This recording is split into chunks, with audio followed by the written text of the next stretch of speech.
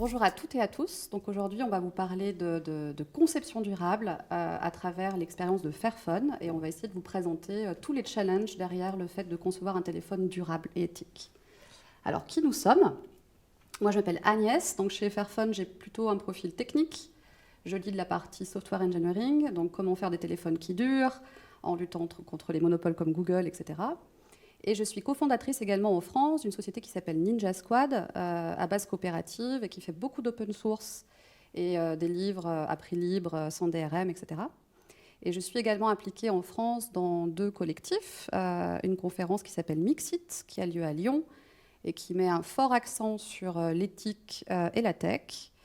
Et j'ai également un rôle dans Duchesse France, qui est un collectif qui essaie de promouvoir les femmes techniques dans l'IT. Bonjour, et moi je suis Alix Dodu, je suis moitié néerlandaise, j'habite à Amsterdam et je suis en ce moment analyste et chercheuse pour la mairie d'Amsterdam. J'ai fait mon master à Paris et je suis ensuite restée 1 an à Paris pour travailler pour une association qui s'appelle Lundi Carotte, qui écrit des articles sur comment sont faits les t-shirts, les pommes, les smartphones et sur leur impact sociaux et environnementaux. J'ai ensuite travaillé pendant près d'1 an pour Fairphone. J'ai fait entre autres un projet de recherche sur le recyclage de l'or dans le monde et sur l'économie circulaire. Et je suis très contente d'être là aujourd'hui et de présenter cette présentation avec Agnès. Donc aujourd'hui, on va vous parler d'industrie électronique. Même si on prend l'exemple des smartphones, tout s'applique à la globalité de l'industrie. On utilise l'électronique tous les jours, que ce soit dans vos smartphones, dans vos ordinateurs portables, mais également dans des objets du quotidien, votre cafetière, etc. Mais également, cette industrie électronique, elle est derrière des solutions dites écologiques. Pourquoi dites écologiques ? Je ne dis pas qu'il ne faut pas utiliser de panneaux solaires ou de voitures électriques, mais je dis juste que ce qu'on va vous raconter sur les minerais de conflit, sur le travail des enfants, etc., sur l'extraction des minerais, ça existe forcément derrière les solutions qui sont présentées ici. Et donc l'idée, c'est d'essayer, à travers l'exemple des smartphones, d'imaginer l'ampleur des impacts à échelle plus globale. Et l'approche de Fairphone, qui est aussi la nôtre, c'est le fait de penser une éco-conception sans oublier l'humain. Parce qu'un objet comme ça ne pousse pas dans les arbres. Un objet comme ça, c'est fait par des hommes et des femmes et des enfants. Et l'idée, c'est de pouvoir penser à ces personnes-là quand on achète, quand on décide de garder plus longtemps ces produits, etc. On parle aussi d'écologie décoloniale. Ce terme-là, il est apparu il y a quelques années pour essayer de mettre de la lumière sur justement toutes ces personnes-là impliquées dans la chaîne d'approvisionnement. On peut s'estimer écolo quand on achète une voiture électrique, mais je pense qu'on peut aussi oublier ou ne pas mettre le voile sur certains pays d'Afrique, certains pays asiatiques, où des gens travaillent dans des conditions qui sont assez dures, dont on parlera assez longuement dans cette keynote.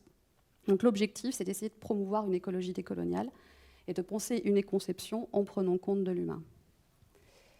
Alors, on va parler beaucoup de smartphones, parce que c'est un peu le boulot que je fais, qu'Alix a fait chez Fairphone.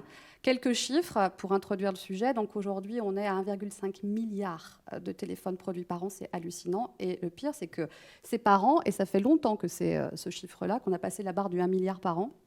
En 2013, on a passé ce seuil un peu qui nous interroge beaucoup. Et on a l'impression que ça va un petit peu en stagnant, mais pas du tout. Ça continue à augmenter.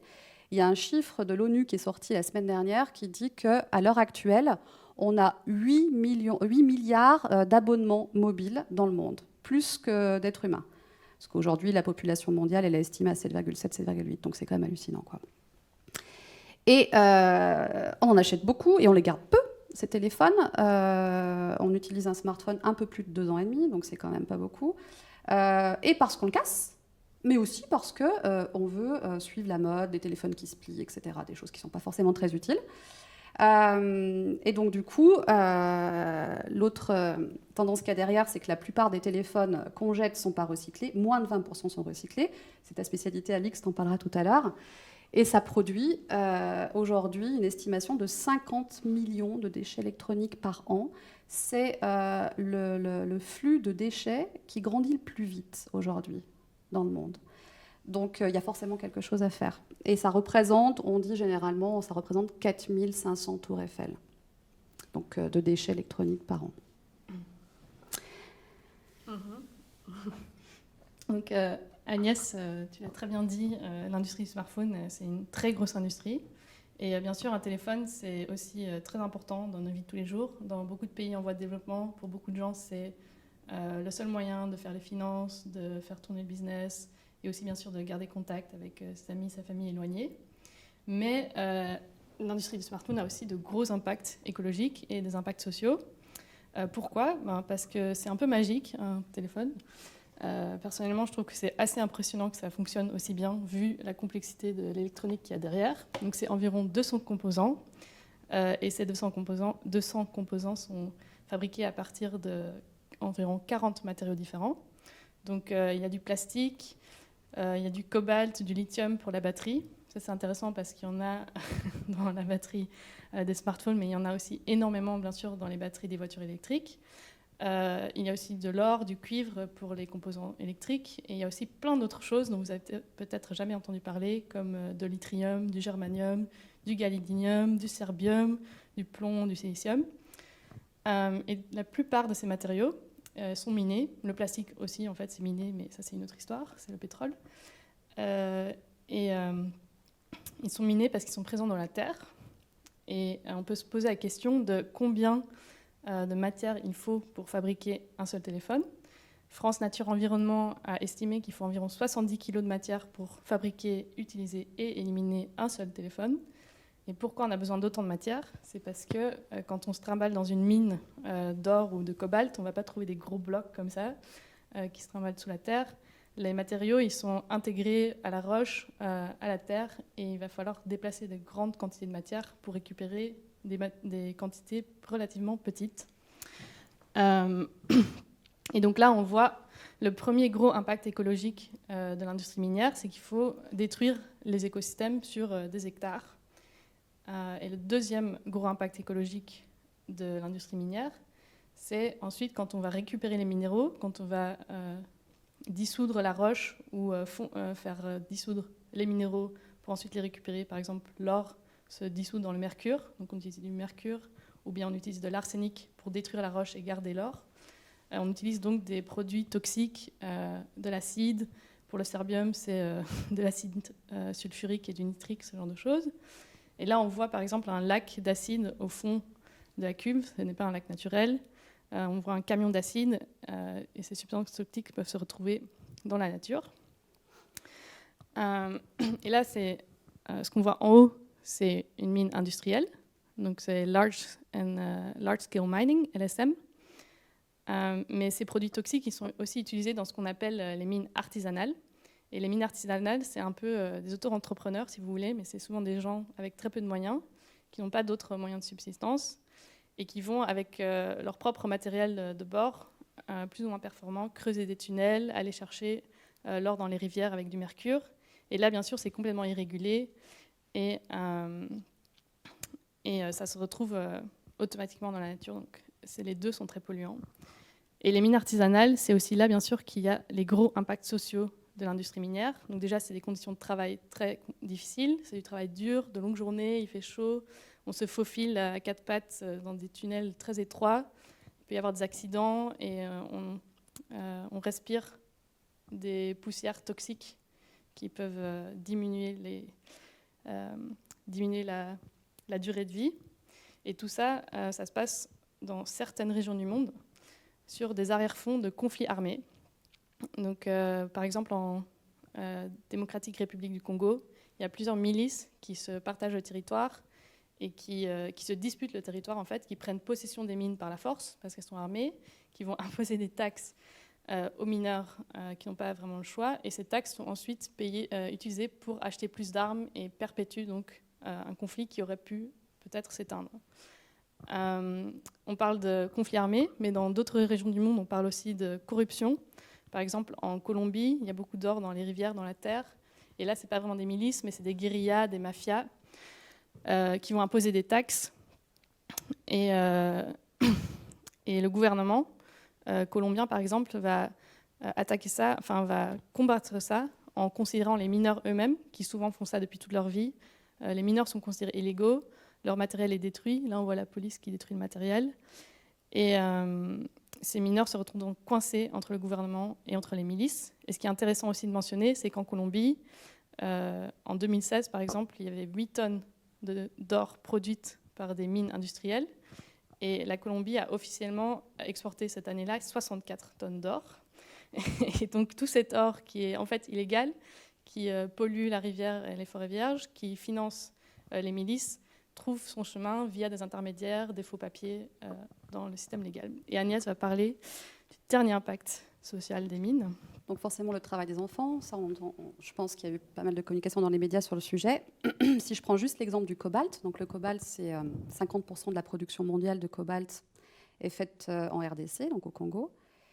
Et on estime à peu près à 20% le nombre de mines artisanales, ce dont tu parlais tout à l'heure, Alix, qui sont les premiers vecteurs de cette extraction du cobalt. Et dans ces mines-là, artisanales, on retrouve à peu près 40 000 enfants sur les 250 000 mineurs, donc ce qui est énorme. Et globalement, le travail des enfants aujourd'hui dans le monde sur l'extraction des minerais, donc les enfants mineurs, mineurs au sens je vais dans les mines, est d'aujourd'hui à peu près d'1 million. Donc c'est relativement énorme. C'est principalement en Afrique, mais pas que. Il y a aussi le même genre d'exactions ailleurs. Et les conditions sont exactement les mêmes que tu as décrites, Alix, en pire, parce que souvent les décès ne sont pas référencés. Les salaires sont moindres. On parle de 1 ou 2 euros par jour, souvent. Et les conditions générales n'ont rien à envier aux jeunes ouvriers du 19e siècle. Donc là, on a beaucoup parlé de l'extraction des minerais. Vous imaginez bien qu'une fois que vous avez fait votre extraction, que vous avez raffiné le minerai, au bout d'un moment, il va finir dans un composant électronique. Et ces composants, il faut les assembler. Et il faut en faire, pour l'exemple du téléphone, il faut en faire un produit fini. La production mondiale de l'assemblage du produit final, elle a principalement lieu en Chine. C'est un petit peu en train de changer, mais on va dire que c'est principalement fait en Chine parce que, évidemment, la main-d'œuvre est moins chère, ça devient un peu moins vrai, mais c'est encore le cas, et parce qu'il y a des minerais. On a beaucoup focalisé sur l'Amérique du Sud et l'Afrique dans le début de la présentation, mais il faut se dire qu'il y a beaucoup de minerais en Chine. Et les usines qui sont derrière la production, il y en a une qui est très connue, dont on parle un petit peu depuis une dizaine d'années, qui s'appelle Foxconn. Ces usines-là, elles ont des conditions de travail qui ne sont pas les mêmes, mais tout aussi difficiles. Des conditions de travail pour ces ouvriers qui vont passer parfois plus de 10 heures par jour à bosser sur l'assemblage des composants. Et le profil de ces personnes-là, c'est des personnes qui avaient des parents qui habitaient en campagne, qui sont venus dans certaines grosses villes pour pouvoir avoir des salaires plus élevés. Et donc souvent, c'est des gens qui sont loin de chez eux, loin de leur famille. Pourquoi je le mentionne ? Parce que quand on vous parlera de Fairphone et de ce qu'on fait avec eux et tout ça, on ne se limite pas aux conditions de travail dans l'atelier, on essaye aussi de prendre le cadre de vie. Et en fait, ça, c'est un truc qui nous a un peu surpris. Mais oui, on parle de dortoir, on parle de cantine, etc., parce que ça fait partie du cadre de vie et c'est important pour eux. Aujourd'hui, et pour elles, aujourd'hui, Foxconn, c'est 1,3 million d'employés. Donc, il y a des villes Foxconn. C'est assez impressionnant. Et donc, du coup, évidemment que les conditions de travail sont... on en entend parler parce qu'il y a une masse de personnes qui bossent là-bas. Et on entend parler pas forcément dans le bon sens du terme. Début 2010-2011, il y a eu des campagnes de suicide à la chaîne. Donc des gens qui littéralement se sont jetés des toits de l'usine pour dénoncer les conditions de travail. Donc là, c'est arrivé quand même dans les médias occidentaux, mais il a quand même fallu ça.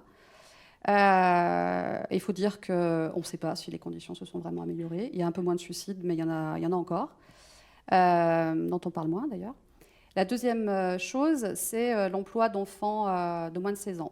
Aujourd'hui, à l'heure actuelle, en Chine, les enfants de plus de 16 ans, on doit travailler, mais c'est interdit pour les moins de 16 ans. Et évidemment, Foxconn emploie des soi-disant stagiaires qu'on paye moins, qui ont 14 ans. Et ils ont fait ça, ça a été dénoncé, ils ont fait ça pour être à l'heure pour lancer un des derniers iPhones, juste pour info. Voilà pour la partie production. Et quand on passe la production, on a la fin de vie, le recyclage, etc. Oui, et je vais donc parler de recyclage. Comme on est dans les temps, j'ai aussi mentionné le néodyme, parce que Agnès, tu parlais des minerais en Chine. Et un exemple intéressant, c'est le néodyme. Très intéressant parce que c'est un aimant très léger qui est utilisé dans les microphones et les haut-parleurs, mais qui est aussi utilisé en grande quantité dans les turbines des éoliennes. Et le néodyme provient presque entièrement de Mongolie, en Chine. C'est pas qu'il n'y en a que là-bas, mais c'est là que la production est concentrée. Et un des résidus, c'est du thorium qui est relâché dans la nature, dans les lacs. Et donc ça aussi, c'est très polluant. Et donc voilà, pour en rajouter une couche sur la pollution et les problèmes à l'extraction et à la fabrication. Et donc là, effectivement, il y a l'autre bout de l'histoire, c'est la fin de vie, comme tu le dis Agnès, et le recyclage. Il faut savoir que, comme tu le disais, il y a environ 4500 tours Eiffel de déchets électroniques qui sont produits par an, 50 millions de tonnes, 53 millions en fait aujourd'hui. Et de ces 53 millions de tonnes, seuls 20% sont officiellement tracés et recyclés.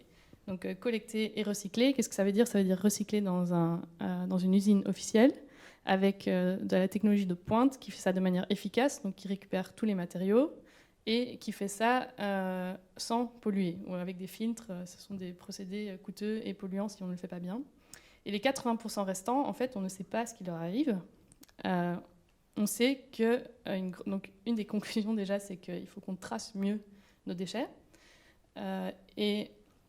L'autre chose qu'on sait, c'est qu'il y a une grosse partie qui se retrouve dans des déchetteries, dans des décharges. Donc ça fait beaucoup de travail pour Wally. Et c'est bien sûr très polluant, les toxines se libèrent et on perd aussi complètement ces matières premières. Mais on sait aussi qu'une grosse partie se retrouve dans ce qu'on appelle le réseau de recyclage informel. Alors ça, c'est un peu la parallèle des mines artisanales, mais pour le recyclage. C'est des gens qui sont aussi auto-entrepreneurs, mais qui ont aussi très peu de moyens, qui vont collecter, démanteler, trier tous les composants. Ça se passe très bien. C'est quelque chose que l'être humain sait faire de manière très efficace et ça permet à ces gens de de financer leur vie. Mais les problèmes commencent quand on va aller jusqu'au bout, quand on va aller chercher les matériaux qui sont dans les composants. C'est là qu'il y a de la valeur. Et ça, par exemple, là, on voit un adolescent qui brûle des câbles électriques pour récupérer le cuivre. Donc ça fait brûler du plastique, c'est cancérigène, ça pollue. On voit des enfants qui se trimballent avec des aimants pour récupérer des bouts de métaux. On voit des gens qui manipulent à main nue des bains d'acide pour récupérer de l'or dans des circuits électriques. Et donc voilà, là aussi, il y a de gros problèmes sociaux et sanitaires pour les travailleurs. Et tout ça, c'est très gai, donc passons vite à la suite. Donc pour nous, c'était important de passer du temps sur l'explication. Beaucoup doivent être un peu au courant, mais c'était important de mettre la lumière sur là où on en est. Parce que l'objectif de Fairphone, donc, qui est une société néerlandaise qui fabrique un téléphone différent, c'est aussi de mettre la lumière là-dessus. L'objectif, c'est celle d'un design dit systémique, c'est-à-dire qu'on ne va pas forcément se focaliser sur le smartphone. Le système, c'est l'industrie électronique au sens large. Et le premier pas, c'est vraiment de comprendre cette industrie-là. Et il a fallu beaucoup de temps, et on est toujours dans une démarche d'apprentissage, pour que des gens de Fairphone comprennent comment ça marche. L'objectif étant de lever l'opacité, d'expliquer les chaînes d'approvisionnement. Tout à l'heure, Alix, tu parleras de comment on peut tracer des composants électroniques, les minerais, etc. Donc l'objectif, c'est vraiment de lever cette opacité et de divulguer ce savoir en open source à d'autres personnes, que ce soit le consommateur ou que ce soit d'autres fabricants de téléphones. Et aussi des personnes qui participent à cette chaîne d'approvisionnement. Parce que l'objectif, c'est de définir le changement avec ces personnes-là. Et surtout pas, de notre point de vue, d'une boîte d'Amsterdam qui n'est pas forcément présente tous les jours sur le terrain dans les mines. Même si on a aujourd'hui des employés qui bossent en Asie et qui vont souvent en Afrique. Donc l'objectif, c'est de définir le changement, quel domaine d'impact, comment on va intervenir, avec qui, etc. Une fois qu'on essaye de lever le voile sur cette complexité. Pour ensuite livrer un téléphone, mais encore une fois, le téléphone, c'est un moyen. C'est absolument pas une finalité. L'objectif, c'est de montrer que c'est possible. On reverra sur pourquoi on a décidé de faire un téléphone à un moment donné, parce qu'on n'est pas parti avec un téléphone à la base. Et l'objectif, c'est de se servir de ce téléphone-là, de dire on est à l'intérieur, on est dans cette complexité absolue-là, donc on voit ce que c'est, et donc du coup, on peut paraître plus légitime pour influencer d'autres partenaires, pour vraiment arriver à favoriser la transition vers une autre industrie électronique. L'approche de Fairphone, elle est également assez holistique et itérative. On pense un produit fini, donc le téléphone, avec un système qui est derrière, qui est l'industrie électronique, mais avec beaucoup d'itérations et d'échecs. Fairphone 1, ça a été vendu à 60 000 exemplaires. C'est un téléphone qui n'était pas modulaire, mais qui incorporait de l'étain et du tantal qui était conflict-free, donc qui ne participait pas au conflit armé. qui essayait quand même d'améliorer les conditions de travail sur la production et l'assemblage. 2 ans après, Fairphone 2 arrive, là il y a la modularité, donc c'est cool, il y a plus de minerais fer, diétiques, mais c'est pas simple de faire de la modularité. Donc en tant que designer industriel, on a dû itérer, même sur le seul Fairphone 2, où on a sorti une nouvelle caméra au bout de 2 ans, etc. La modularité, elle avait un coût de qualité technique, je ne le cache pas aujourd'hui. C'est-à-dire que quand vous vouliez utiliser votre téléphone, ça pouvait ne pas marcher, etc. Donc évidemment que toutes ces leçons, on les a prises en compte pour sortir un nouveau téléphone, mais pas 1 an après, 4 ans après, le Fairphone 3. On vient de sortir une petite évolution de ce Fairphone 3 sur les caméras récemment, donc le 27 août. Mais l'objectif sur les 2 derniers téléphones, c'était vraiment d'inciter les gens à l'ouvrir, encore plus, d'inciter à comprendre, à montrer aux gens comment c'était fait, d'appréhender une certaine complexité. Et évidemment, j'en reparlerai, de pouvoir facilement changer les pièces et de faire en sorte que ce téléphone y dure. Ouais, avec un Fairphone 3 qui fonctionne. Avec un Fairphone 3 qui est quand même mieux que le Fairphone 2. Mais je parle d'itératif dans le sens où on n'a jamais caché le fait qu'on avait des problèmes techniques. Voilà, c'est ça. Et évidemment que le Fairphone 3 marchera mieux, le 4 il marchera encore mieux. Mais c'est compliqué de faire un téléphone et c'est bien aussi de le dire, quoi, que ça ne devienne pas un tabou. Donc l'objectif, c'est de concevoir, on l'a dit, un téléphone en prenant en compte tout le cycle de vie, donc de l'extraction jusqu'au recyclage. Le démarrage de Fairphone, c'était pas une boîte, c'était pas une start-up, c'était assez loin du milieu entrepreneurial, c'était plutôt des militants qui ont décidé de mener une campagne de sensibilisation aux minerais de conflit, aux minerais de sang. En 2010, il y a une loi américaine qui s'appelle la loi Dodd-Frank qui obligeait les entreprises cotées en bourse à divulguer si elles utilisaient des minerais de conflit. Il y a une loi européenne qui est sortie récemment, qui va être appliquée en janvier prochain, qui consiste un peu à faire la même chose. Donc les minerais de conflit, il n'y en a que 4, officiellement. L'étain, le tantal, le tungstène et l'or. Et donc l'objectif, c'était d'essayer de mener une campagne de sensibilisation. Ces personnes-là, donc c'est des personnes d'Amsterdam principalement, sont parties en Afrique, ont passé du temps, etc. Ont rencontré des gens. Fairphone, c'est absolument pas des Occidentaux qui ont pensé un projet en disant « ouais, c'est génial, on va faire un téléphone éthique ».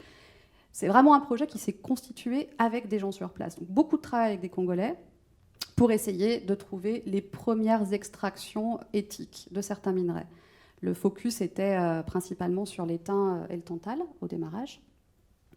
Et au bout de 2-3 ans de campagne, il y a une personne, un designer. Je tiens à dire que c'est un designer, c'est pas un ingénieur. Fairphone, c'est absolument pas né avec des ingénieurs. Moi, j'ai un profil d'ingénierie logicielle. Quand je suis arrivée chez Fairphone, je me dis mais ils sont où les techs, quoi? C'est pas une boîte où il y a beaucoup de tech. Mais il y a vraiment plus de gens qui font des sciences politiques, qui font du design, etc. Et donc ça a été principalement poussé par un mec qui s'appelle Bas Van Abel, qui est un designer, qui a été incubé par un truc dont je suis ultra fan à Amsterdam, qui s'appelle la War Foundation. C'est un truc non-profit qui essaye de soutenir des projets pour une technologie ouverte, éthique, équitable et inclusive. Donc c'est vraiment, il y avait le contexte pour bien démarrer ce projet. Et une entreprise sociale a été lancée. Sociale, j'y tiens, c'est un concept, ça existe dans la loi néerlandaise, une boîte sociale. Et ça veut dire qu'en gros, la rentabilité financière, ce n'est pas l'objectif premier. La boîte est lancée pour justement essayer d'influencer d'autres partenaires industriels et de montrer qu'on est dedans nous aussi. Et donc du coup, vous aussi, vous pouvez faire pareil. Et ça, c'était 2013. Ça a été lancé en 2013 avec une campagne de crowdfunding. À la base, 25 000 téléphones étaient à fabriquer. Finalement, on en a vendu 60 000. Ça reste très peu. Des iPhones, ils s'en vendent 13 millions tous les 6 mois. C'est juste pour resituer un peu. Mais quand même, 60 000 téléphones vendus. Et après cette campagne de crowdfunding, les personnes qui étaient à la base du projet se sont dit « Ouais, mais en fait, ça va être compliqué de faire un téléphone. On ne sait pas faire un téléphone. » Tout à l'heure, Alix, tu disais un truc que j'ai beaucoup aimé. Je pense que c'est peut-être un peu radical ce que je dis, mais vu que je suis ingénieure, je peux le dire. Je ne sais pas si ça aurait été possible avec des ingénieurs. Je pense que la base de Fairphone, c'était pas des ingés, pas des gens tech, des designers, des gens de Sciences Po, des militants et tout ça. Et ils se sont dit, ouais, on va le faire. Et en fait, en tant qu'ingénieur, je pense qu'ils l'auraient peut-être pas fait, connaissant la complexité, justement. Donc, Fairphone, le premier Fairphone est sorti après cette campagne de crowdfunding. J'en parle parce que ça aurait... ce téléphone n'aurait pas existé si jamais les utilisateurs, les personnes ne se seraient pas impliquées dès le démarrage. Donc la communauté d'utilisateurs, elle est ultra importante. Dès le démarrage, les personnes étaient là pour financer le projet. Il y a eu beaucoup d'ateliers de co-création aussi, pour essayer de demander aux gens, à des gens qui étaient experts sur certains domaines, d'intervenir sur des sujets, des utilisateurs qui n'avaient aucune connaissance technique, etc. Donc dès le démarrage, il y avait cette volonté de co-créer. Beaucoup d'ateliers, beaucoup de meet-up où certes, on parle de Fairphone, mais pas que. On essaye aussi de montrer aux gens comment démonter son téléphone, comment potentiellement le réparer. Donc les utilisateurs sont très impliqués dans toute la démarche. Et il y a aussi des meet-up Fairphone, donc ça c'est quand même un truc incroyable. Le Fairphone 2 avec quand même des problèmes techniques. Tu as des gens qui, sans que la boîte le demande, d'eux-mêmes, se sont dit, bon, on va se réunir, on va faire des meet-up dans notre ville, on va aider des gens à utiliser le Fairphone 2 parce qu'il y a des choses qui marchent moins bien. Il y a beaucoup d'open source, beaucoup de développeurs et de développeuses qui font de l'open source pour avoir des systèmes alternatifs au stock Android. Donc une implication très forte j'allais dire des militants, mais presque, mais voilà, de la communauté qui essaye de pousser les personnes moins techniques à pouvoir trouver les solutions de contournement pour utiliser correctement le téléphone, même si le Fairphone 3 marche. À l'heure actuelle, le focus stratégique de Fairphone, ça correspond un peu au cycle de vie. Donc on est premièrement sur les matériaux éthiques, comment en sourcer plus. On est aussi sur l'amélioration des conditions de travail jusqu'à l'assemblage dans les pays asiatiques. On est sur une conception durable, je vous en parlerai tout à l'heure. Et on est également sur la réutilisation et le recyclage. Oui, donc le premier focus stratégique de Fairphone, c'est les matériaux éthiques. Comme le disait Agnès, c'est très compliqué, c'est très important, mais c'est aussi très complexe. Et déjà, une première question à se poser, c'est qu'est-ce que c'est un matériau éthique ? Ça peut être plusieurs choses. Ça peut être par exemple des matériaux recyclés. C'est plus durable pour l'environnement et souvent c'est mieux pour question impact social. Donc par exemple, le Fairphone contient 50% de plastique recyclé dans les modules et on va passer à 75% avec le Fairphone 3 Plus et ça amène la quantité de plastique recyclé au téléphone d'environ 40% et environ la moitié du cuivre dans le téléphone est aussi recyclé. Mais Fairphone fait le choix conscient de ne pas se concentrer seulement sur les matériaux recyclés et en fait de se concentrer plutôt sur les minerais et sur les produits qui viennent de mines parce que en fait, se concentrer seulement sur les produits recyclés, c'est un peu se dédouaner du problème, c'est ne pas prendre sa responsabilité. Et peut-être que Fairphone, avec les quantités de téléphones que la boîte produit, peut se permettre d'avoir entièrement des matériaux recyclés. Mais dans le monde, la demande en produits, la demande en minerais et en métaux, elle augmente et elle augmente plus vite que l'offre recyclée. Donc on sait que dans les dizaines, voire les 100 prochaines années à venir, il y aura encore, la plupart des métaux et minéraux proviendront de mines. Ce qui d'ailleurs est un problème à part entière parce que ces mines ne sont pas infinies. Et c'est pour ça que c'est aussi quand même très important de recycler ces matériaux. Mais si on veut faire quelque chose pour les mineurs artisanaux, il faut aller voir les mines. Et donc, par exemple, les métaux de conflit, les minerais dits de conflit qui sont présents dans le téléphone sont du coup sans conflit. Donc le tantal, l'or et le tungstène.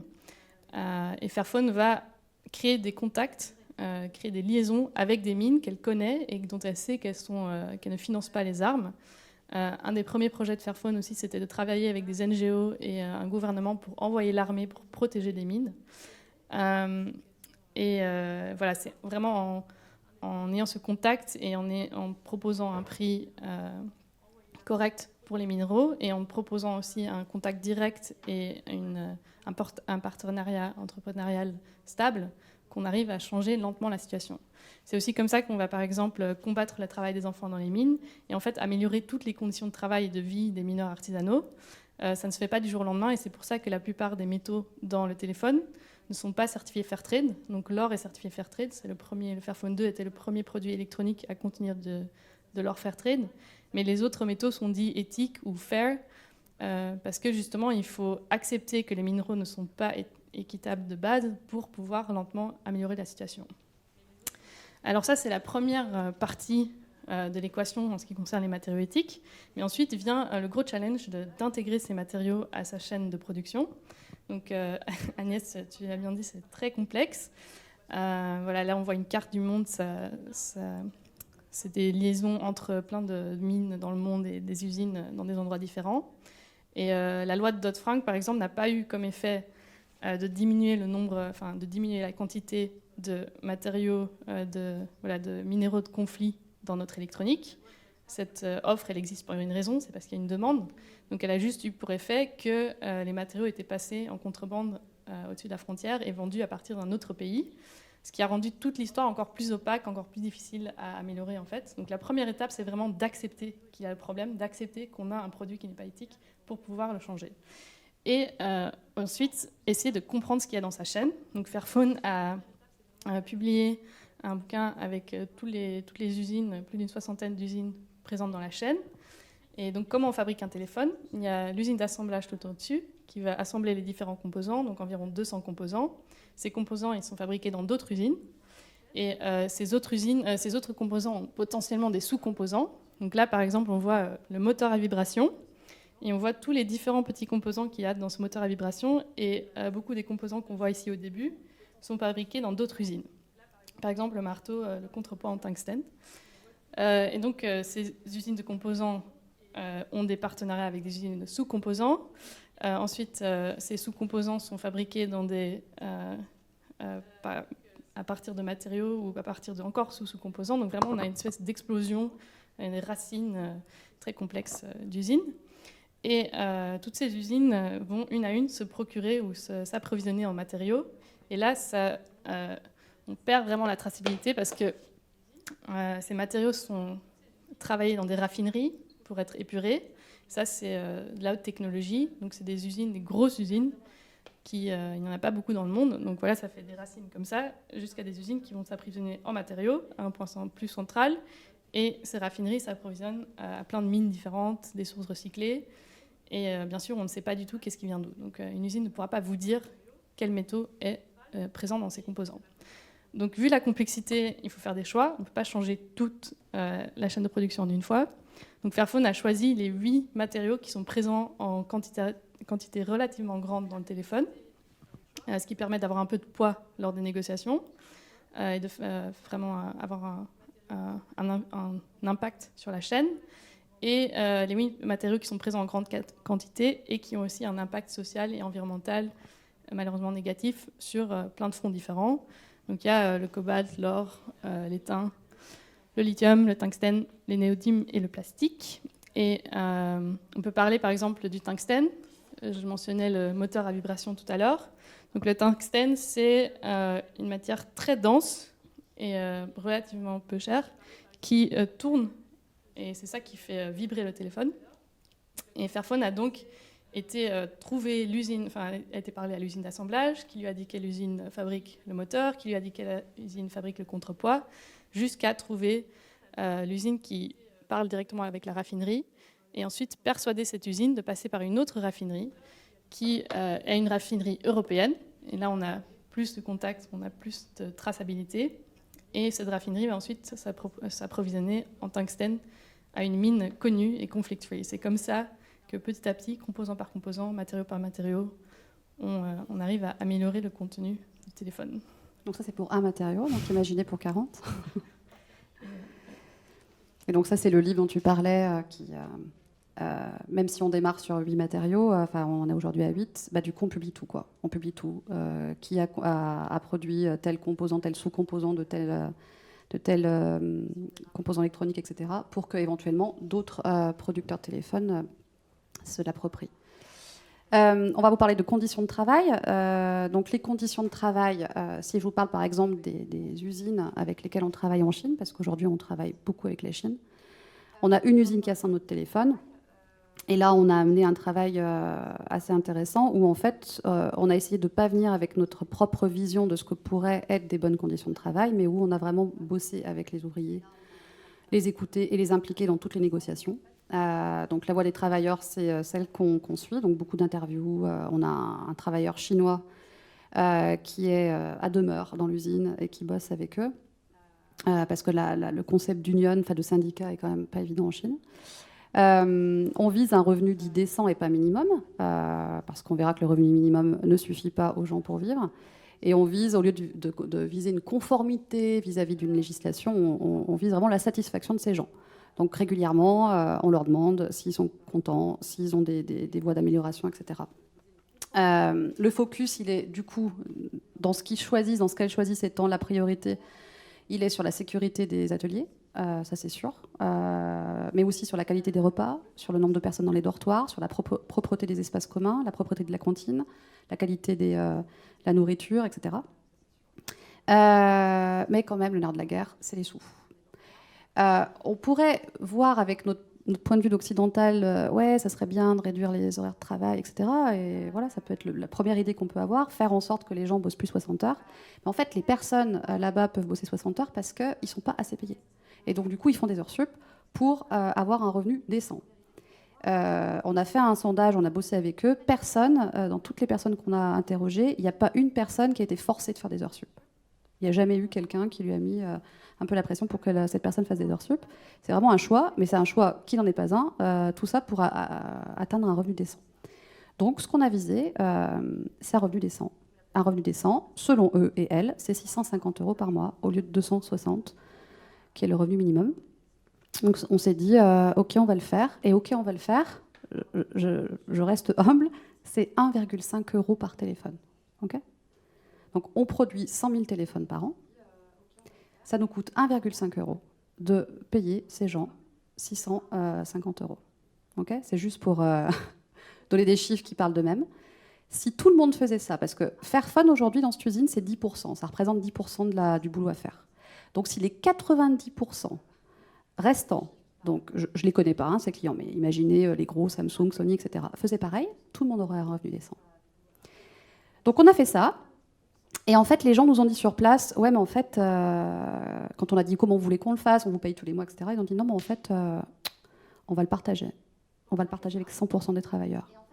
Donc, on a pris ces sous et ils ont partagé l'intégralité du budget sur les 302 travailleurs. Il y avait des contraintes d'ancienneté, il fallait que les personnes soient là plus de 6 mois, etc. Mais on va dire que la plupart des travailleurs de l'usine ont eu l'équivalent du budget qu'on voulait y mettre.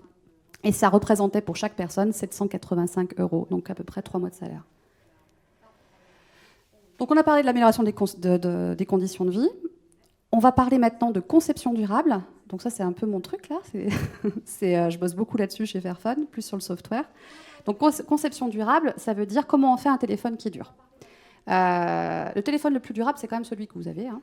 C'est pas forcément un Fairphone, mais en tout cas, quand vous en avez un, c'est cool de s'interroger à comment vous allez pouvoir le réparer. Et comment vous allez pouvoir le réparer ? Eh ben, si votre téléphone il est collé, que vous ne savez pas comment il marche, qu'il n'y a pas de guide pour vous expliquer comment l'ouvrir, ben, ça va être compliqué. Donc, depuis Fairphone 2, donc depuis 5 ans, nos téléphones ils sont modulaires. Sur Fairphone 2, on avait 5 modules, là on en a 6, donc vous pouvez changer la batterie, l'écran, les caméras, etc. Si vous cassez, une des raisons principales pour lesquelles les gens changent de téléphone, c'est que l'écran casse ou que la batterie est pourrie. Donc là, l'objectif, c'est de pouvoir facilement ouvrir votre téléphone et peut-être qu'Alix, tu peux le montrer, ou je peux le montrer sur le Fairphone 3. Il n'y a rien qui est collé. Votre téléphone, vous pouvez, avec un vis, ou sur le Fairphone 2, c'était clippable, changer la batterie. Une batterie, ça coûte, je ne sais plus, 29 € je crois sur le site, si votre batterie est pourrie. L'écran, c'est pareil. Donc l'objectif, c'est de le garder, ce téléphone. Et si vous le gardez 7 ans, le rapport, donc on essaie de collecter le plus de data qu'on peut là, sur ce qu'on fait. Et si vous le gardez 7 ans, votre téléphone, on estime que vous allez réduire de 40% les émissions de CO2. Quand je vous disais tout à l'heure qu'on était dans l'approche itérative, il ne faut pas non plus que ce coût de la modularité, donc là on est dans l'éco-conception, quoi, il ne faut pas que cette modularité elle ait un coût écologique. Donc il faut que le design il soit fait pour que la modularité ait un coût neutre, quasi. Donc sur le Fairphone 2, on était à 12% de surplus d'émissions de CO2 du fait qu'on ait intégré la modularité. C'est un peu compliqué, mais vous voyez ce que je veux dire. Et là, sur le Fairphone 3, on est à 2,3%. Donc on essaye de faire en sorte que le coût de design de la modularité soit presque neutre. Et donc là, on a des designers industriels quoi, qui bossent sur le truc. Quoi. Et sur le Fairphone 2, on n'était pas... voilà, on avait de quoi s'améliorer, quoi. Ça, c'est vraiment mon sujet, le software. Donc oui, si vous avez un téléphone que vous pouvez réparer, vous pouvez changer votre batterie, votre caméra, etc., il faut aussi que le logiciel sur le téléphone, il marche, qu'il soit à jour. Si jamais, moi je suis pas fan de Snapchat, mais tous les gamins qui utilisent Snapchat sur un téléphone, Snapchat ne fonctionne plus sur Android 7 par exemple, donc ils veulent plus utiliser leur téléphone si jamais ça marche plus sur ce qu'ils utilisent. Donc du coup l'objectif c'est de faire des mises à jour logicielles qui durent et dans le temps. Donc Apple, je précise juste pour être fair, sont pas mauvais là-dessus. Apple c'est vraiment fait un effort assez conséquent sur les mises à jour logicielles, ça dure 3, 4, 5 ans. Mais sur Android, c'est un peu la catastrophe. Les OnePlus, qui est une marque chinoise que vous connaissez, Huawei aussi, c'est 1 à 2 ans. C'est-à-dire que vous achetez un téléphone OnePlus, au bout d'un an, vous n'avez plus de support logiciel, vous ne passez pas à Android supérieur, etc. Et vous n'avez pas de mise à jour de sécurité, ce qui peut mettre vos datas à mal. Hein, parce que pas de mise à jour de sécurité, ça veut dire qu'on peut récupérer vos datas. Et donc, mon boulot chez Fairphone, avec 2 ingés, c'est juste pour aussi resituer le nombre de personnes, donc à 2,5, 3 là. Le boulot qu'on est en train de faire en ce moment, c'est sur ce téléphone qui a 5 ans, on essaye de porter Android 9. Donc une des dernières versions d'Android, c'est pas la dernière, mais c'est une des dernières. Et au milieu de ce téléphone, vous avez un processeur. Donc le processeur, en fait, qui est ici, c'est un peu le cerveau de votre téléphone. Et il y a 2 fabricants mondiaux, il y a deux monopoles. On parle souvent des GAFAM, etc. Oui, ça en est, des monopoles, mais il y a des monopoles aussi au niveau des puces. Il y a 2 fabricants principaux, Mediatek et Qualcomm, et qui sont absolument obscurs sur la manière dont ils vont délivrer des supports logiciels dans le temps. Beaucoup de secrets industriels, beaucoup de brevets, etc. Donc vous achetez une puce Qualcomm, vous la mettez dans votre téléphone. Vous ne savez pas si une prochaine version d'Android va être supportée. À côté, Android, donc Android c'est Google, va dire ouais, vous êtes gentil, mais moi Android 6, là je ne supporte plus là, ça fait 3 ans que j'ai sorti, donc j'arrête les mises à jour logicielles.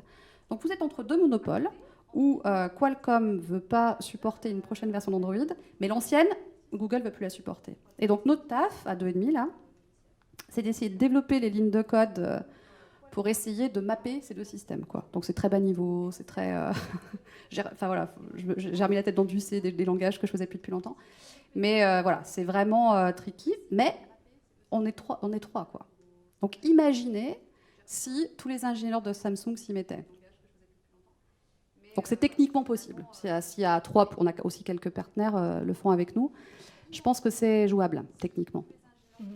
Et voilà, elle est là, la chipset. J'ai réussi ouais. à démonter. Ah, cool. C'est la première fois qu'il se fait démonter, donc c'est un peu moins facile. Il faut pousser un peu. Oui, et du coup, on a parlé de matériaux éthiques, de le produire de manière aussi éthique et de le garder le plus longtemps possible. Mais même avec le super travail que Agnès fait et ses collègues, au bout d'un moment, le téléphone, il va quand même être jeté. Et c'est là que rentre la dernière phase, la phase de recyclage. Donc, comme je l'ai dit au début, c'est quelque chose que peut-être certains d'entre vous ne savent pas, mais donc il y a des gros problèmes aussi dans la chaîne de recyclage. Donc 80% de nos déchets, de nos 4500 déchets électroniques, ne sont pas recyclés ou ne sont pas recyclés de manière éthique et responsable. Et donc, comment est-ce que ces déchets rentrent potentiellement dans la chaîne informelle de recyclage? Soit les déchets sont produits dans un pays où il n'y a pas de chaîne de recyclage formelle, des pays en voie de développement, soit les pays sont exportés de manière illégale, souvent parce que c'est illégal d'exporter des déchets électroniques, vu que c'est très toxique, sont exportés de manière illégale par des entreprises qui vont les récupérer dans d'autres entreprises, soi-disant les recycler, mais ont en fait des connexions. Et c'est beaucoup moins cher de faire recycler ça, bien sûr, dans le réseau informel. Donc, se font de l'argent de cette manière. Et c'est exporté sous prétexte, par exemple, d'être des téléphones seconde main, ce qui est impossible à vérifier pour les douaniers, parce que c'est des gros conteneurs de téléphones. Donc, que fait Fairphone ? Fairphone essaye de faire en sorte que les téléphones qui sont produits dans des pays en voie de développement soient recyclés, en fait, du coup, chez nous. Idéalement, on voudrait qu'il y ait des usines là-bas pour que ces pays puissent récupérer les matériaux qui ont de la valeur, mais aujourd'hui, ce n'est vraiment pas le cas. Donc au Ghana, par exemple, il y a Resell Ghana et Closing the Loop, c'est des partenaires de Fairphone qui vont récupérer les téléphones et les faire recycler en Belgique. On a aussi un Take-Back Program, une manière pour Fairphone de récupérer les téléphones. Il y a aussi plein de téléphones qui sont dans des tiroirs, plus de 100 millions de téléphones dans le monde dorment dans les tiroirs, peut-être aussi dans les vôtres. Il y a de l'or dedans. Et donc, c'est important de recycler ces matériaux et de les récupérer. Et c'est important aussi de garder nos smartphones dans les chaînes formelles de recyclage. Donc, vous pouvez envoyer gratuitement votre vieux smartphone à Fairphone. Et si vous achetez un Fairphone 3, vous serez déboursé de 30 à 40 euros. Et ce qui est important aussi, quand on recycle un téléphone, c'est de regarder comment est-ce qu'on peut faire ça de la manière la plus efficace, c'est-à-dire en récupérant le plus de matériaux possible et en polluant le moins possible, parce que recycler, ça prend de l'énergie aussi, ça émet du CO2. Fairphone a donc fait des études. Là, c'est l'étude pour le Fairphone 2, mais l'étude pour le Fairphone 3 est en cours. On peut le faire de différentes manières. On peut par exemple broyer le téléphone, mais l'étude montre que pour le Fairphone 2, ou pour en fait probablement la plupart de l'électronique, le moyen le plus durable de le faire, c'est de démonter le téléphone composant par composant et de récupérer les éléments matériau par matériau. Et c'est là aussi, bien sûr, que la modularité du téléphone est un gros atout. Mais bien sûr, le plus gros atout de la modularité du Fairphone, c'est de pouvoir garder le téléphone plus longtemps. Parce que Agnès l'a déjà dit, le téléphone le plus durable, c'est celui que vous possédez déjà. Exactement. Donc, si vous avez envie d'acheter un téléphone, posez-vous la question de qui sont les gens qui l'ont fabriqué et posez-vous la question de savoir si vous avez vraiment besoin de changer de téléphone. Voilà, ce sera notre mot de conclusion. Merci. Merci. On se retrouve pour des questions en live. Voilà. Merci. Au revoir. On se retrouve en direct avec Agnès. Salut Agnès. En tout cas, merci infiniment. Le temps que tu arrives, merci infiniment à toi et à Alix pour votre conférence qui était vraiment super. Et du coup, moi, je retiens notamment que visiblement, il suffirait qu'on paye 1,5 € de plus sur nos téléphones pour que les employés qui les fabriquent en Chine soient décemment payés. Ce qui, évidemment, nous fait réfléchir. Et on avait donc une question de Arthur qui nous demandait, en fait, à l'exception de smartphones qui sont conçus avec des enjeux environnementaux en tête, quelle différence est-ce qu'il y a entre un smartphone très haut de gamme, flagship, et un smartphone entrée de gamme autour de 200 €? Par exemple, moi je ne défends pas Apple, mais quand même Apple, qui produit généralement des téléphones plus complexes. Je trouve que quand même, leur travail sur la qualité hardware et même software est assez indéniable. C'est-à-dire qu'ils font quand même des téléphones qui concrètement durent plus. Sur l'étude que je montrais tout à l'heure dans la keynote, sur la longévité software, par exemple, je parlais de téléphone Android. Je l'ai bien souligné, mais je le souligne encore, c'est les téléphones Android. Vous avez la même étude qui parle des téléphones Apple, et les téléphones Apple ne sont pas mauvais. Souvent, c'est entre 3, 4 ou 5 ans. La durée vie de software. Donc, ils fournissent des mises à jour logicielles pendant 3, 4 ou 5 ans. Et ça, quand même, ça fait la différence. C'est-à-dire qu'ils ont tout un tas d'équipes chez eux qui, régulièrement, tous les mois, tous les 3 mois, sortent des mises à jour logicielles. Et ça coûte cher. Donc ça, c'est quand même une différence majeure. La qualité hardware aussi est quand même assez forte. Si je parle des téléphones uniquement Android, parce que les iPhones sont souvent qualifiés de téléphones haute qualité. Et sur les téléphones Android, c'est la même chose. C'est-à-dire que les composants, vous allez les retrouver plus robustes, en fait, sur les téléphones plus complexes et plus chers, généralement parlant. Il y a toujours des exceptions. Mais je dirais que la principale différence, c'est sur la robustesse du téléphone.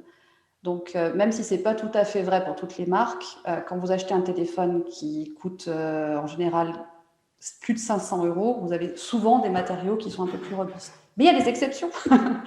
Il y a aussi des marques, et je ne citerai pas, qui sortent des téléphones chers et qui ne sont pas forcément plus robustes. Voilà. En tout cas, sur la partie software, il n'y a pas photo. Apple fait les téléphones chers, mais Apple fait les téléphones dont la maintenance logicielle est quand même assez bonne. Et en fait, la deuxième partie de la question, qui me semble être aussi très intéressante, c'est est-ce que le smartphone entrée de gamme, il a un impact qui est plus ou moins proche qu'un smartphone haut de gamme d'un point de vue impact environnemental? Donc l'impact environnemental, si on parle de l'impact environnemental, oui. Les téléphones, en fonction de la marque, leur design, ne sont pas forcément très différents entre un entrée de gamme et un haut de gamme. Par contre, si on parle de la durabilité, donc voilà, est-ce que le téléphone va durer longtemps ou non, là par contre il y a une différence. Ok. Merci beaucoup pour la première question. On avait une deuxième question qui nous était posée par Louis et qui revenait sur un point que tu as abordé avec Alix, qui était que, a priori, Fairphone n'aurait jamais vu le jour si ça avait été créé par des ingénieurs. Et donc, Louis te proposait d'élaborer un petit peu plus sur ce propos, notamment toi qui es justement ingénieur, ou en tout cas développeuse. Et justement, est-ce que tu pourrais nous expliquer un peu plus pourquoi est-ce que ça n'aurait pas vu le jour si ça avait été des profils ingénieurs techno? En fait, je me suis fait, pas défoncer, mais j'ai plein de potes comme moi, qui ont le même profil que moi, donc qui ont un profil background ingénierie logicielle, tout ça, qui m'ont dit « Mais pourquoi t'as dit ça? C'est nul !»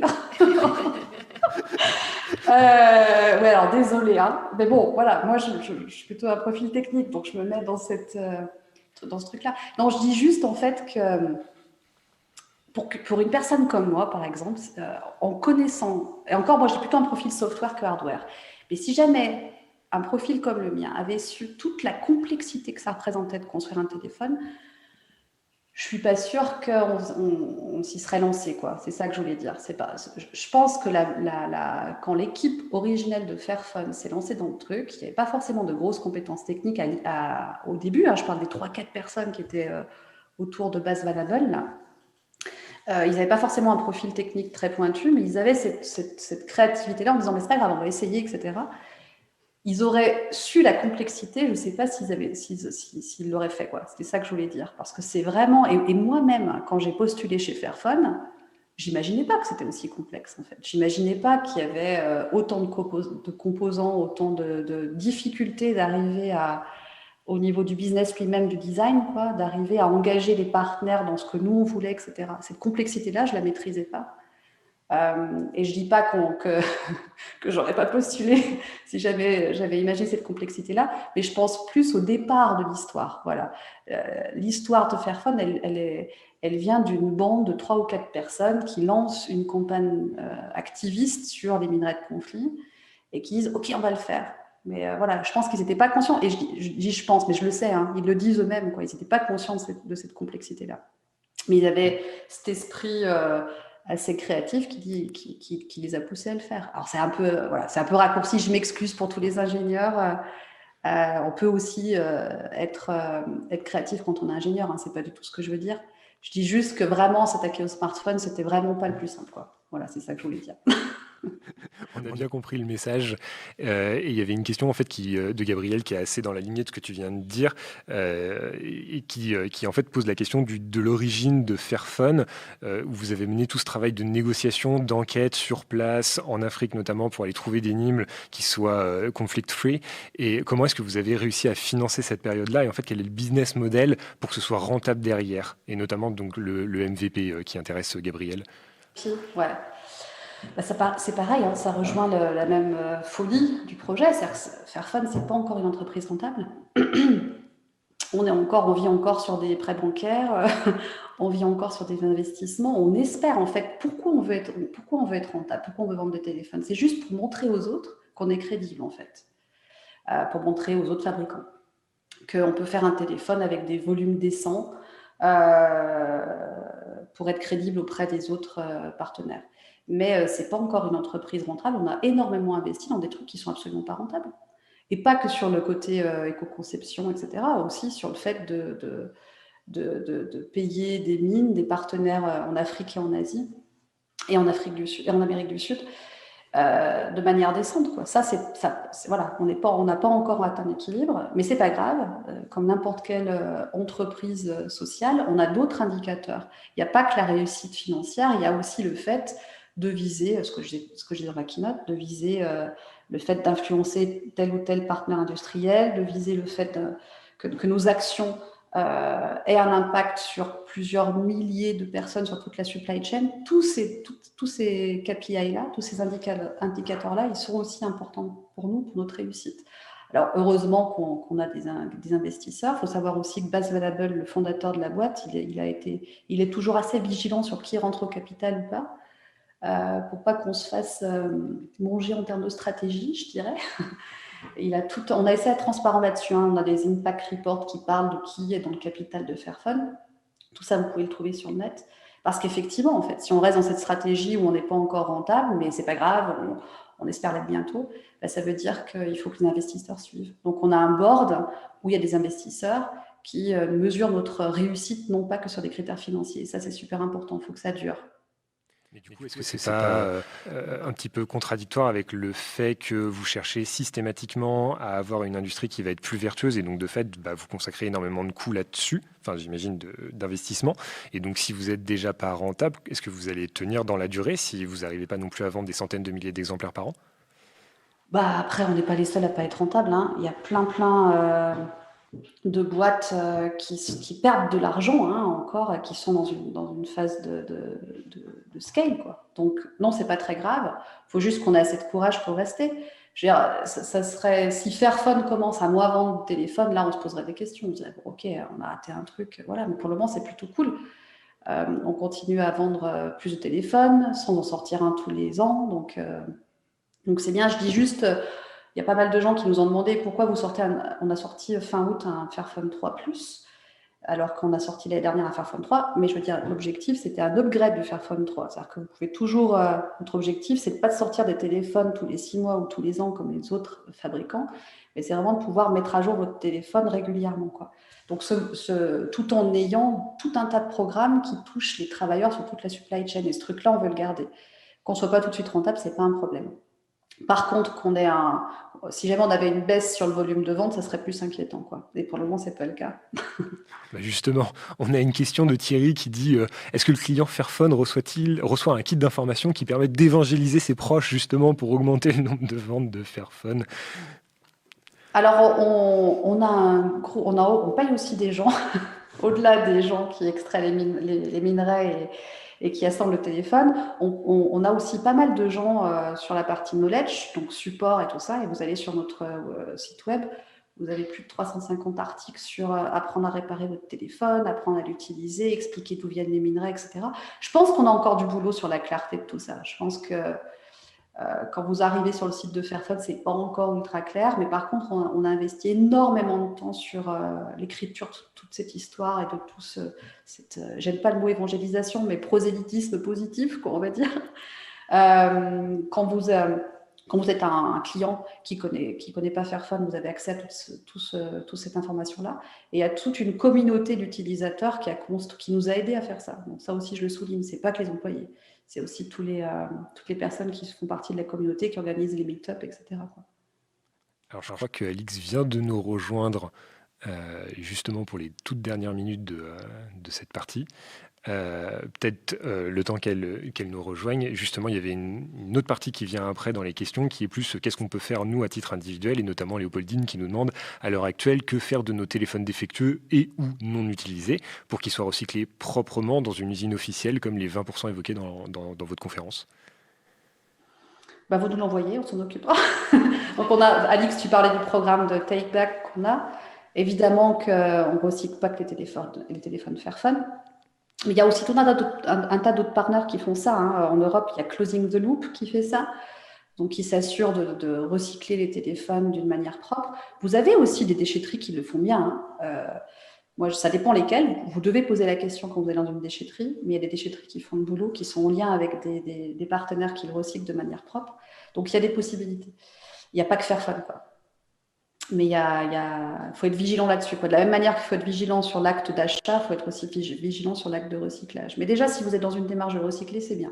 Parce que comme le disait Alix, il y a encore beaucoup trop de téléphones qui dorment dans nos placards. Et du coup, justement, quand vous donniez des chiffres au début de votre conférence, on a quelques questions pour préciser ces chiffres. Quand vous disiez le milliard de téléphones vendus par an, est-ce que ça compte aussi le marché de l'occasion? Et puis, est-ce qu'on a une évaluation du nombre ou du poids des déchets électroniques qu'on stocke chez nous? Alors, l'évaluation du poids des déchets électroniques, je laisserai peut-être Alix parce que moi, j'en sais rien. En tout cas, pour répondre à la première question, ça compte que les nouveaux téléphones. D'accord, c'est 1 milliard de téléphones neufs. Ouais. 1,5 milliard, hein, si je dis pas de conneries. Ouais, je crois que c'est 1,5 milliard par an d'achats de produits de première main. Ouais, c'est impressionnant. C'est pas mal, hein. Ouais. Moi, pour être tout à fait honnête, ces chiffres-là, je ne les connaissais pas avant de rejoindre Fairphone aussi, tu vois. Je pensais pas, et pourtant ils sont vus, hein. On a dépassé le milliard, comme je le disais, il y a quand même un paquet d'années, et j'hallucine. Vraiment, c'est un chiffre qui m'étonne toujours, quoi. Clairement. Mais oui. Et Alix, est-ce que tu peux répondre sur le poids? Je sais pas Alors, Bonsoir. J'étais en train de, excusez-moi, j'étais en train de regarder les questions dans le chat, donc j'ai pas bien entendu la question. Est-ce qu'on La question, c'était le poids des déchets que l'on stocke chez nous. Est-ce que tu as une idée de ce que ça peut représenter à l'échelle mondiale ou même par individu? Oula. Alors, je vais pas m'avancer comme ça sur des chiffres, mais il me semble que dans l'image, il parle de plusieurs millions de téléphones dans les placards chez nous. Je pense que ça représente moins que ce qui est jeté quand même en tout, mais j'ose pas m'avancer. Je vais regarder l'image et faire une... Le temps, si jamais tu trouves la conférence, alors normalement on arrive à la toute fin de l'entretien, mais on a quand même encore 2 petites questions à vous poser, mais qui sont plutôt des grosses questions en fait. La première, c'est Alexandre qui nous demande quels sont les principales KPI écologiques de Fairphone. Ouais, donc alors si je me mets que sur la partie écologique, donc on mesure le nombre, le take-back, enfin le nombre de téléphones recyclés. Donc on mesure le nombre de téléphones qu'on a recyclés par rapport au nombre de téléphones qu'on a vendus. Ça, c'est le premier truc qu'on a. Et on mesure aussi le nombre de téléphones qui sont toujours actifs, le nombre de téléphones Fairphone qu'on vend qui sont toujours actifs, pour voir si on se plante ou pas sur la durabilité. Parce que si on fait un téléphone qui soi-disant est durable mais que personne ne le garde, ça ne sert à rien. Ça, c'est vraiment ce qu'on mesure tous les mois, etc. On a tout un tas d'autres KPI qui mesurent les gens, donc les conditions de vie des gens, les conditions, la satisfaction des gens, etc. Mais sur la partie écologique, si je me focalise que là-dessus, on a aussi un LCA, Life Cycle Assessment. Donc, sur chaque téléphone, on demande à une tierce personne, qui n'est pas une boîte, qui est souvent une université. Nous, on bosse beaucoup avec des universités allemandes, qui mesurent l'impact environnemental de notre téléphone. Dans la keynote, je parlais du fait qu'on était moyennement bon sur Fairphone 2, qu'on avait quand même plus de 12% du surcoût de notre conception modulaire. 12%, enfin, j'arrive jamais à bien l'expliquer ce truc-là, mais en gros, le coût de la modularité fait que l'émission de CO2 est plus élevée de 12%. Ça, c'était sur le Fairphone 2. Maintenant, on est tombé à 2,3% sur le Fairphone 3. Tous ces chiffres-là, ça, c'est un institut tierce qui le mesure pour nous. Et c'est l'université allemande. Et ça, c'est disponible sur notre site web. Ouais, je pourrais donner tous ces liens-là. Ouais, il y a aussi la proportion de matériaux recyclés dans le téléphone. Oui, exact. Bien vu, Alix. Ouais. Qu'on a augmenté qui a augmenté de manière assez forte sur le dernier truc qui est sorti. Ouais, effectivement. Et ce qui est très intéressant, c'est que du coup, vous avez des KPI. Alors oui, on a posé la question dans le chat, donc KPI, indicateur clé de performance. Comment on va mesurer la performance d'un produit ou d'un service. Et donc, vous avez des KPI qui prennent en compte aussi des externalités et pas forcément que ce que vous faites vous à Fairphone, parce que notamment le nombre de téléphones que vous recyclez, c'est pas forcément que de votre fait. Et ça, c'est assez intéressant. Et une dernière question peut-être qui était quelles étapes à venir justement pour continuer à avoir une industrie plus responsable de la part de Fairphone? C'est quoi les plans pour les prochains mois et les prochaines années? Je te laisse t'exprimer. Je pense que cette question est effectivement très grande parce que Fairphone s'attaque à cette question sur beaucoup de fronts. Je peux donner un début de réponse que Agnès pourra compléter.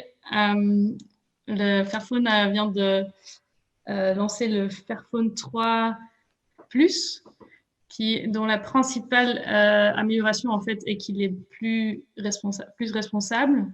Il me semble qu'il y a du cobalt équitable, ou plus ou moins, enfin pas encore équitable, mais du cobalt qui provient de mines qui sont soutenues par Fairphone pour devenir équitable. Et je sais que pour le Fairphone 2, il y a des améliorations, enfin un update de l'OIS, quand on parlait à Agnès, qui le rend qui allonge sa durée de vie. Et Agnès, il faut que tu complètes Il n'y a pas de souci. Donc oui, ce que tu as dit, c'était vrai. On essaie toujours de s'améliorer sur le nombre de matériaux offerts, sur le nombre de matériaux recyclés. Donc ces KPI qu'on trace déjà, on essaie tout le temps de les améliorer, qu'il y ait plus de matériaux offerts, c'est important. Ce que tu disais sur le cobalt, là, on a enfin pu rendre le truc officiel, mais quand je disais qu'on suivait tout le temps le nombre de partenaires qui nous suivaient, d'avoir du cobalt fer dans notre téléphone, c'est bien, mais ça ne sert à rien s'il n'y a que nous qui l'utilisent. Donc là, enfin, on vient de convaincre d'autres partenaires d'être avec nous, la Fair Cobalt Alliance. Donc il y a Tesla qui nous a rejoints, qui ne voulait pas trop qu'on l'annonce, mais avant le Fairphone 3 Plus, on a pu l'annoncer que quelques jours avant, je veux dire. Donc ça, pour nous, c'est énorme, quoi. Le fait qu'on a un partenaire comme Tesla qui nous rejoigne, ça permet d'avoir plus de volume sur ces fameuses mines de cobalt équitables.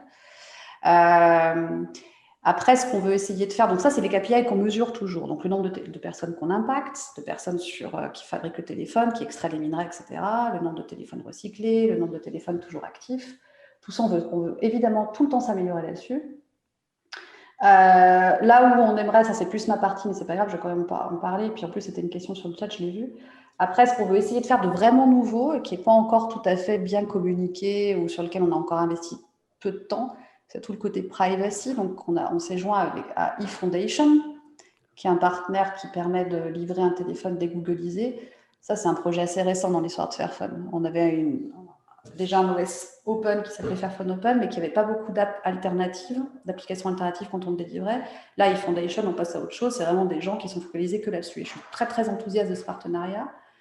Et effectivement, c'est des choses sur lesquelles on devrait plus travailler dans l'avenir. En tout cas, on a des projets tangibles qui pourront montrer qu'on fera plus de choses comme ça dans l'avenir. Et effectivement, tu avais raison, Alix, on délivre aussi. On est en train de bosser sur un update Android 9 sur un téléphone qui a 5 ans, qui est le Fairphone 2. Ça paraît rien, mais c'est un projet très compliqué. Et on espère pouvoir faire des choix techniques sur nos prochains téléphones qui permettra de faciliter cette longévité logicielle plus que ce qui se passe aujourd'hui, quoi. Parce qu'aujourd'hui, on est à 5 ans et vraiment, vu comme on galère sur cet update, j'espère que les choix techniques au niveau du chipset, etc., qu'on va faire à l'avenir seront bien meilleurs que ce que l'on a fait jusqu'à présent. Voilà. Oui, Alix. Je peux encore compléter un peu, parce que je pense que c'est une très grande question, en fait, parce que Fairphone moi, ça fait depuis une petite demi-année que je n'y travaille plus tous les jours, donc je n'ai pas les dernières nouvelles, mais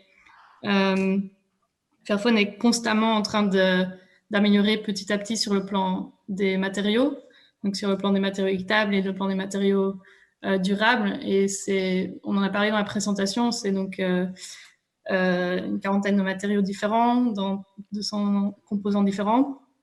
Donc c'est un travail qui va lentement, mais sûrement, et qui s'améliore matériau par matériau, composant par composant. Et donc, en fait, les conversations dans l'équipe où j'étais à Fairphone, c'est tous les jours combien de pourcentage de plastique est recyclé dans le téléphone, quel plastique on va utiliser pour la nouvelle coque du téléphone. Est-ce que ce sera un plastique de plastiques qui sont recyclés de l'océan ou des plastiques qui proviennent des plastiques, des bioplastiques. Toute l'histoire et toute cette histoire pour donc ça c'est pour améliorer le composant durable et recyclage de tous les matériaux, et ensuite intégrer de plus en plus de matériaux équitables. Fairphone a commencé avec l'or au tout début, et puis maintenant il y a aussi du tungstène, le lithium me semble de plus en plus durable. Enfin, ce sont des choses qui vont progressivement, mais qui ne s'arrêtent jamais, en fait, et que Fairphone continue à faire. On dit toujours que, voilà, on ne cache jamais du fait qu'on est, et je le dis, je crois, dans l'interview, qu'on n'est pas parfait sur tous les domaines. Par contre, on est transparent sur là où on en est. Et vraiment, pour arriver à faire un téléphone qui soit vraiment éco-conçu jusqu'au bout et complètement faire, voilà, on n'y est pas encore. Donc, tout ça, ça doit s'améliorer. Ce qui est intéressant, c'est qu'on soit toujours dans cette démarche-là et qu'on communique là-dessus et qu'on montre que c'est possible et qu'on influence d'autres partenaires, qu'on ne soit pas les seuls dans la boucle. Complètement. Merci beaucoup en tout cas d'être venu partager ces réflexions et ces avancées avec nous. C'était vraiment une super keynote d'introduction. On a tous vraiment kiffé de vous écouter, de vous sous-titrer, etc. Ces derniers jours. Donc on vous remercie infiniment d'être venu. Merci pour l'invitation. Hein. C'est nous qui vous disons merci. Et on se retrouve avec tous les autres participants d'ici peut-être 5-10 minutes. On a pris un chouette retard, peut-être 10 minutes, allez, pour une conférence qui sera animée par Dominique, qui va accueillir Yaprak Amarat, qui va venir nous parler de la forme, du choix des formes, comme levier de l'engagement écologique. C'est une conférence qui est super intéressante, qui amène plein de nouvelles perspectives, plein de nouveaux regards justement sur ces pratiques d'engagement écologique, avec des choses qui ne sont pas forcément innées quand on les regarde. Donc on a hâte de partager ça avec vous. On se retrouve dans 10 minutes.